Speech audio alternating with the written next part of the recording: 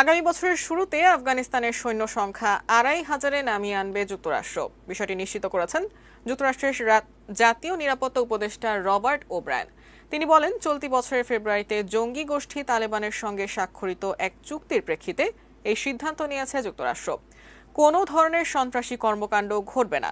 তালেবানের এই প্রতিশ্রুতির ভিত্তিতে ২০২১ সালের মে মাসে আফগানিস্তান থেকে সব সৈন্য প্রত্যাহার করে নেবে যুক্তরাষ্ট্র।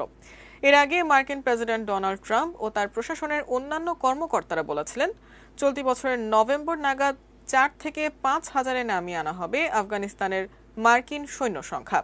তবে তারা সে সময় বলেছিলেন, সবকিছুই নির্ভর করবে আফগানিস্তানের পরিস্থিতির উপর।